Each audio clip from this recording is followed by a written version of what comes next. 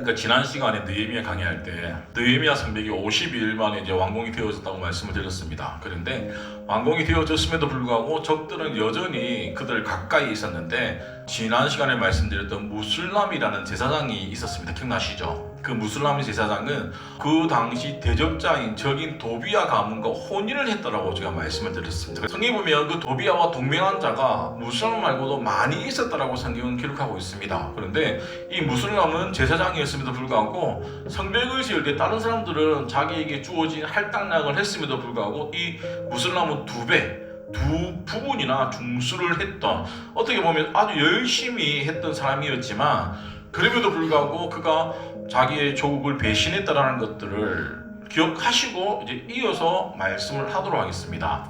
하나님이 먼저 오늘 읽었던 말씀 가운데 느헤미야에게 마음에 감동을 주셨다라고 성경 기록하고 있습니다. 어떤 감동이냐? 이스라엘 자손을 계수하라라고 하셨어요. 이 계수가 뭐냐고 하면 인구조사하라고 했는데, 왜냐고 하면 인구조사를 해야 될 이유가 뭐냐고 하면 성벽이 이제 건축되어졌죠. 성벽을 건축하는 이유가 뭘까요? 성에서 성벽이 필요한 이유, 적의 공격을 막기 위해서죠. 그런데 성 안에 사람이 없어. 그럼 어떻게 됩니까? 무너질 수밖에 없어요. 그래서 인구조사를 해서 사람 수를 성벽 안으로 들어오기 위해서 인구조사를 했습니다. 또 하나, 전쟁이 일어났을 때 누가 있어야 됩니까? 사람이 있어야 되겠죠. 또 하나, 성벽이 지어졌기 때문에 이제 그 당시 예루살렘 성이 뭡니까? 중심지가 되어졌어요. 그러니까 항상 사람은 어디로 모입니까?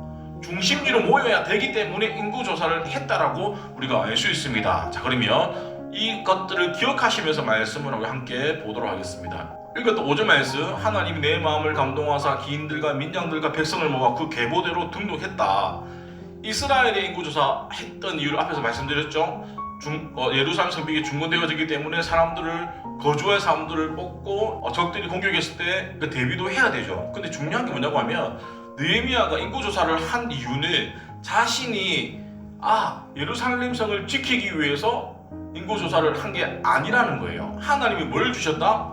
감동을 주셨다라고 성경은 기록하고 있습니다. 자, 성경에 보면 총 3번의 인구조사를 했는데, 첫 번째가 언제냐고 하면 출애굽 직후에 시내 강내에서 한번 했었어요. 민수기 1장. 그리고 두 번째는 민수기 26장에 가나안 전쟁을 앞두고 모압 평지에서 한 번 더 인구조사를 하고, 세 번째 마지막 언제냐고 하면 사무엘하 24장에 보면 다윗 시대 말기에 이제 전쟁을 앞두고 다윗이 임의로, 하나님의 뜻과 관계없이 임의로 인구조사를 했는데, 왜 다윗이 인구조사를 했냐고 하면 군사적인 목적이었습니다. 자기의 군사력을 가시하기 위해서 했다라는 거죠. 그래서 하나님이 이제 다윗에게 벌을 내리는데, 왜 벌을 내리냐? 성경에는 전쟁은 하나님께 속했다라고 분명히 기록하고 있습니다. 그런데 다윗은 하나님 마음에 합한 사람이라고 제가 여러 번 말씀드렸습니다. 그럼에도 불구하고 실수할 수 있다라는 거예요. 그랬을 때 하나님이 다윗에게 선지자 갓을 통해 가지고 심판을 예고하는데 선택의 기회를 줍니다. 첫 번째가 뭐냐고 하면 7년 동안 기근이 온다라는 거. 두 번째, 원수에게 쫓겨가지고 3달 동안 도망가는 시세예요. 세 번째는 사흘 동안 전염병을 돌게 하는데, 다윗이 몇 번을 선택했을까요? 사흘 동안의 전염병을 선택합니다. 그래가지고 막 어려움을 당하죠. 그런데 오늘 본문에는 느헤미야가 인구조사를 하게 된 것은 하나님이 감동을 주셨다라는 거예요. 자, 그런데 인간은 하나님의 기쁜 뜻을 알 수가 있다 없다? 없다라고 분명히 말씀하고 있습니다. 그래서 하나님의 일꾼은 분명히 하나님이 감동을 주셔가지고 우리 이성으로는 이해할 수 없지만 하나님이 감동을 주셔서 그 뜻을 깨닫게 해 주신다는 거예요. 그 감동은 여러 가지입니다. 어떻게 해요? 기도를 통해 가지고, 말씀을 통해서, 아니면 우리가 영적인 생활을 함으로 통해서 하나님이 이런저런 인사이트를 주신다라는 거예요. 그냥 하나님과 관계없는 상황 가운데 인사이트를 주시지는 않는다는 것들을 기억하셔야 됩니다. 자, 그런데 중요한 게 하나님이 감동을 주셨는데 내가 했던 순종들 중에 다 하나님이 주신 마음이 아닐 수도 있는 경우도 있어요. 어떤 경우냐?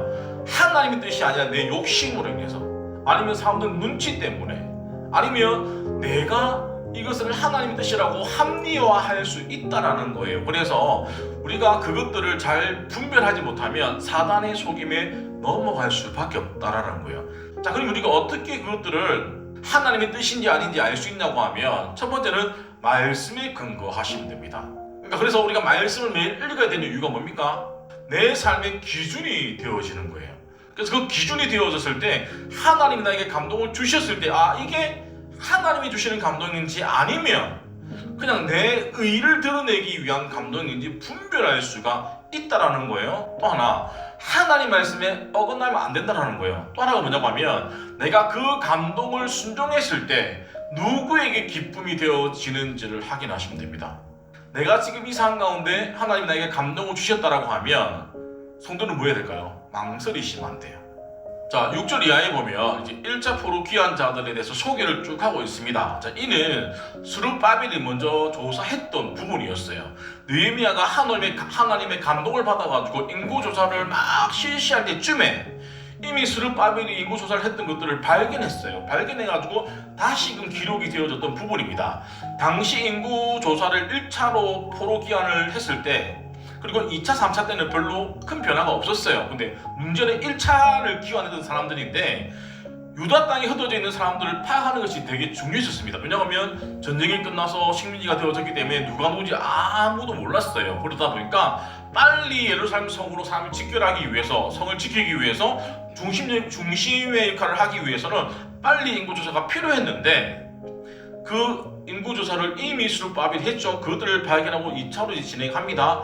자, 조사를 해보니까 첫 번째 귀환했던 사람이 한 5만 명 정도밖에 안 된다는 거예요.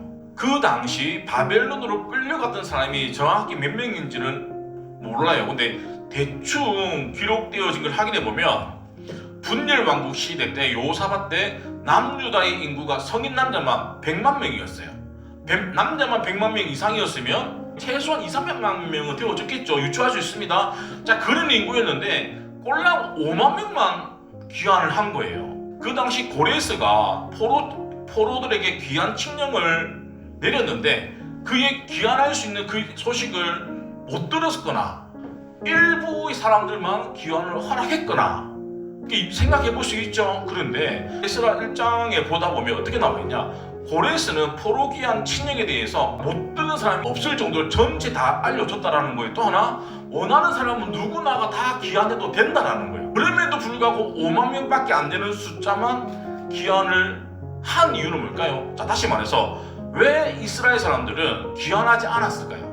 못 간 게 아니라 스스로 포기했다라는 거예요. 귀환을. 왜냐하면 이미 내가 종살이 하면서 비교적 안정된 삶을 살았다라는 거예요. 살다 보니까 보세요. 이 안정된 삶을 버리고 다시 고국으로 돌아가면 뭡니까? 항구제예요. 다시 시작해야 돼요.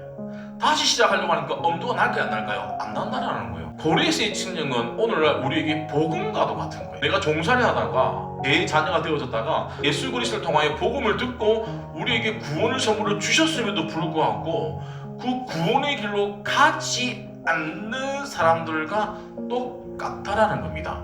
왜냐고 하면 여전히 세상은 재밌거든요. 세상은 즐겁거든요. 근데 그것 때문에 내가 교회를 가고 신앙생활 하는 것이 거추장스럽고 불편할 수 있기 때문에 복음을 듣는다고 해서 복음대로 반응하지 않는다는 것들을 우리가 너무너무나도 잘 알 수 있죠. 그래서 그들은 하나님의 약속보다는, 하나님의 언약보다는 이 세상의 현실의 안정감과 기쁨에 더 많은 마음을 빼앗겠다라는 것들을 우리가 잘 알 수 있습니다. 사실 오늘날 예수 그리스도를 믿기만 하면 구원을 받는다는 이 부분, 오늘날 아무리 복음을 전해도 사실 복음을 듣지 못하는 사람은 거진 없어요. 이제 왜냐하면 핸드폰, 유튜브라든지 뭐 미디어만 보더라도 너무 발달해가지고 아무 때나 내가 설교를 들을 수 있는 길이 너무너무 많아요. 오늘 본문에 보면 복음을 들었다라고 해서 다 복음을 믿는 게 아니죠. 마찬가지라는 거예요. 많은 사람들이 복음을 들었지만 예배 자리 가운데 나오는 게 아니라 자기의 분주함대로 살아갑니다. 자기의 즐거움대로 살아갑니다. 그러면서 어느 순간 종교 구경꾼이 되어지는 경우가 너무너무 많다라는 거예요. 그렇게 살아가는 사람들이 이유가 뭐냐면 세상의 즐거움을 포기하지 못해서라는 거예요. 자, 복음은 보세요. 우리에게 당장의 복은 약속하지 않습니다. 복음은 당장의 복이 아니라 미래의 복이라는 거예요. 그 미래의 복은 천국이 가는 거라는 거예요. 또 하나, 성경에 보면 경건하게 살고 난 자에게 뭐다? 핍박이 따른다고 하니까 굳이 내가 지금도 힘든데 내가 예수를 믿다 보니까 더 힘들어지네?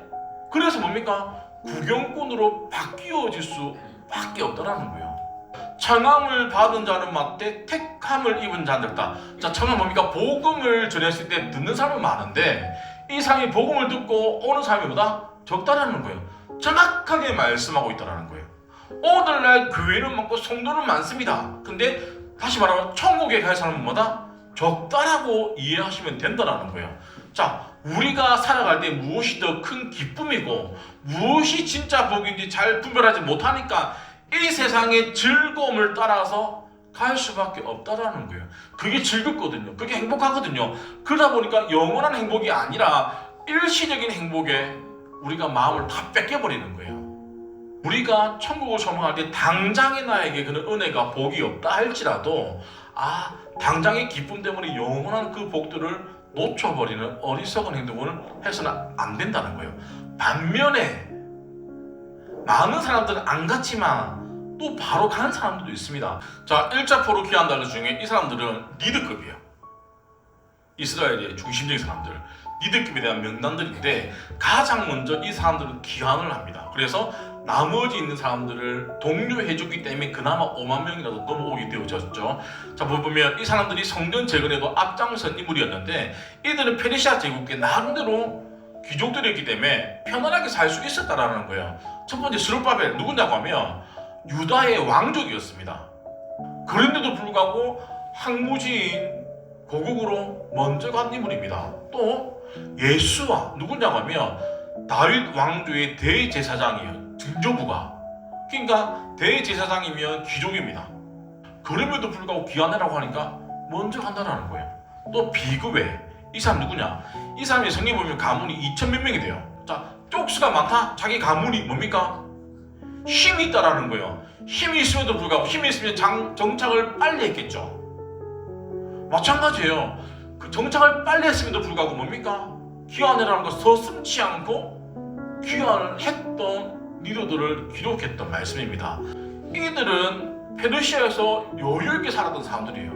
이 여유를 다 내팽개치고 다시 가가지고 기반을 잡아야 되는 상황 가운데 간 사람도 있다라는 것들을 우리가 기억하셔야 됩니다. 그들이 귀환한 것들은 전혀 당연한 일이 아니에요. 사도 바울의 고백을 볼까요? 그들이 가지고 왔던, 그들이 누려왔던 그 기쁨을 보다 배선물로 여겼다라는 거예요. 지금 우리 성도님들이 가지고 있는 것들, 누리는 것들, 안정감들이 뭡니까? 배선물로 여겨지십니까? 아니면 지금도 여전히 소중하십니까? 소중한 것이 많다 보면 그들을 지키는 것 때문에 하나님은 제대로 못 믿을 수밖에 없어요. 성경은 분명히 두 주인을 섬길 수 없다, 세상과 하나님을 섬길 수 없다라고 분명히 못 박아서 말씀하고 있습니다. 그래서 성도는 누구를 섬겨야 될 것인지 뭡니까? 결단하셔야 되는 거예요. 세 번째, 8절에서 24절 쭉 보다 보면 이제 인물들 쭉 나왔죠. 인물이 누구의 몇 명이 귀하니까 쭉 나옵니다. 그렇게 기록되어진 이유는 우리는 그 사람들이, 그 가문들이 누군지는 모릅니다. 그런데 기억해야 될 것이 그들이 성경에 기록이 되어졌다는 거예요. 단순히 인구조사를 끝나는 게 아니라 하나님이 택하신 자들의 명단과 가족수를 기억하신다는 거예요. 하나님이 기억하시는 것들 하나도 잃어버리지 않는다는 거예요. 또 하나, 그들을 기억하니까 그들의 필요와 형편을 알까요, 모를까요? 안다라는 거예요. 자, 필요와 형편을 안다라는 건 뭡니까? 하나님이 때에 따라서 도와주시겠다라는 거예요. 그게 뭡니까? 관심이라는 거예요. 자, 목자는 양을 인도하죠. 근데 어떻게 합니까? 이름을 불러주신다라는 거예요. 우리 주님도 우리를 뭡니까? 다 부르신다는 거예요. 이름을 불러가면서 우리를 만다 인도하신다라는 거예요. 자, 그리고 우리 주님은 인도만 하는 게 아니라, 이름만 부르는 게 아니라 우리 머리털까지 다 하신다는 거예요. 우리 주님은. 그러니까 내가 이 세상에 변하는 그 기쁨에 올인할 게 아니라 누구보다도 내 이름을 불러주시면서 내 머리카락까지 다 아시는 주님이 내 필요함을 채워주시고 내 삶을 인도해 주심을 믿는 사람이 내가 이 땅에 가진 것들을 배설물로 여길 수 있고, 그렇게 여겼을 때에 내 인생을 끝까지 뭔가 책임져 주신다는 것들을 우리가 말씀을 통해서 기억하셔야 됩니다. 말씀을 정리하도록 하겠습니다. 우리가 이 땅에 살아갈 때에 하나님이 주시는 감동에 뭐 해야 된다? 순종하는 거예요. 근데 그 순종이 내 욕심이 아니라 정말 하나님이 주시는 그 감동 가운데 우리가 반응해야 되는 것이고, 또 하나, 내가 이 땅에 살아갈 때 소유하는 것들, 내가 누리는 것들이 하나씩 하나씩 배수물로 바뀌어지는 역할을 줍니다. 준비를 하셔야 됩니다. 그렇게 되어지지 않았을 때는 하나님도 내가 소중히 여기는 것들 중에 하나가 되어졌을 때는 더 이상 하나님 우리 가운데 은혜들을 공급해 주시지 않는다는 것들. 하나님도가 아니라 하나님만 섬기는 우리 열방교회 되어지기를 간절히 축원드립니다.